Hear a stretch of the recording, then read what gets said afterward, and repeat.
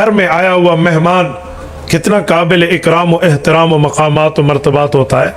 کہتے ہیں گھر چل کر آ گیا, گھر چل کر آیا, دروازے پر آیا تو بس بات نبی ہو تو لوگ بادل نخواستہ مان لیتے ہیں. ریاض کیپٹل آف دا کنگڈم, سعودیہ کا دارالخلافہ ہے, 70 کلومیٹر دور اس کی ایک بستی ہے جسے قریہ یمامہ کہتے ہیں. یہاں کا رہنے والا مسلمہ ہے, یہاں سے سفر کرتا ہے. اس وقت اسے یمامہ کہتے تھے, آج سعودیہ کا دارالخلافہ ہے. یہ مدینہ طیبہ آتا ہے, مہمان ہے, مسافر ہے, اجنبی ہے, اور آ کر کلمہ پڑھنے کا اعلان کر رہا ہے بظاہر, اور ساتھ ایک چھوٹی سی بات کرتے ہیں کہ میں کلمہ کے اقرار کر رہا ہوں, نماز روزہ سب کچھ مانتا ہوں, بس میرے ساتھ ایک دو باتیں کر لیں. یا تو مجھے نبوت محمدیہ اپنی نبوت میں شریک کار کر لیں, میرے ساتھ پارٹنرشپ کر لیں, آدھے نبی آپ آدھا میں, تھوڑا سا بہت شیئرنگ کر لیں میرے ساتھ. یوں نہیں ہے تو پھر ٹھیک ہے, آپ نبی ہیں, آپ کی نبوت چلے گی, لیکن ایک بات میرے ساتھ طے کر لیں, ریٹن میرے ساتھ یہ کر لیں, اسٹیمپ پیپر میرے ساتھ یہ کر دے کہ جیسے آپ کی آنکھ بند ہوگی آپ دنیا سے تشریف لے جائیں گے, میں آپ کی نبوت مانتا رہوں گا, آپ کے وفات میں بھی نبوت آپ کی چلے گی, لیکن آپ کے بعد نبی میں ہوں گا. اور اگر یہ بھی قبول نہیں ہے تو پھر میری آخری آفر اور آخری شرط اور بالکل لو لیول پر یہ مطالبہ ہے آپ کے سامنے کہ آپ پوری دنیا کے نبی رہیں, مجھے صرف ایک بستی, ایک علاقے, ایک قریہ, ایک علاقے کا نبی بنا دیں, ایک چھوٹی سی جگہ, حکومت آپ کی رہے, نبوت آپ کی رہے. وہ بیچارہ سمجھ کے آیا تھا کہ یہ کوئی سرکاری عہدے ہے, اس لیے میں شیئرنگ ویئرنگ کر لوں گا. اب رسالت مآب علیہ السلام مہمان کی کتنی قدر کرتے ہیں آپ اندازہ لگائیں. یہ وہ حدیث ہے جو میں نے جامعہ اشرفیہ میں شیخ الحدیث مولانا فضل الرحیم اشرفی دامت برکاتہم کے سامنے پڑھی ہے تو حضرت اشش کر اٹھے.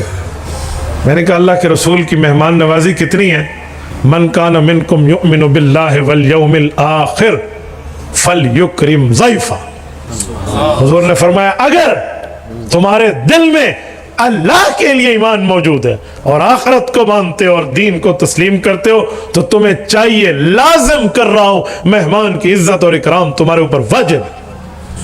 جو حضور کسی کے لیے فرمائے خود کتنے عامل ہیں اس پر. آپ علیہ الصلوۃ والسلام کے, مجھے یہ عصا دکھائیں, یہ عصا جو ہے نا, یہ عصا اسٹک, یہ اسٹم لوہے کا ہے.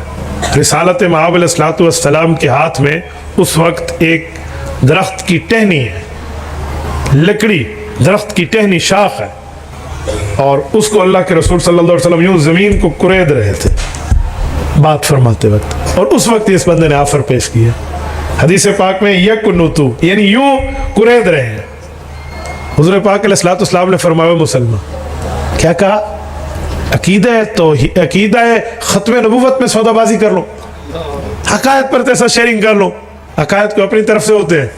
اگر تو یہ عقیدے میں شیئرنگ کی بات کر رہا ہے نا, نبوت تو بڑی بات ہے, رسالت تو بڑی بات ہے, پیغمبری تو بڑی بات ہے, اس ٹہنی پر بھی تو بات کرے گا نا, اس ٹہنی پر کہ یہ ٹہنی مجھے دے دو, جس کی ظاہراً میں عام طور پہ لوگوں کی حیثیت نہیں ہوتی کہ درخت کی ٹہنی کیا ہے, اس ٹہنی پر بھی تو بات کرے گا نا.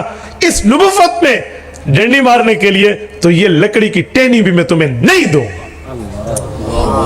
آپ اندازہ فلیکرم ضیفہ کی ادھر حدیث ہے کہ مہمان کا اکرام کرے, اور ادھر عقائد پر اس ٹہنی پر بھی سودا بازی نہیں ہے. یہ ہے رسالت مآب علیہ الصلوۃ والسلام کی مضبوطی عقائد. اور آج ہم سمجھتے ہیں ڈنڈی مار لے, خیر ہے بھائی کوئی نہیں مسئلہ, بھائی نرمی ہے تو مسائل میں ہے, نرمی ہے تو میری ذات پہ ہے, نرمی ہے تو ان معاملات پہ ہے جہاں شریعت گنجائش دیتی ہے. لیکن اگر عقائد کے مسئلے پر کوئی بات آئے, اللہ رب العزت بھی برداشت نہیں کرتے, رسول اللہ بھی برداشت نہیں کرتے.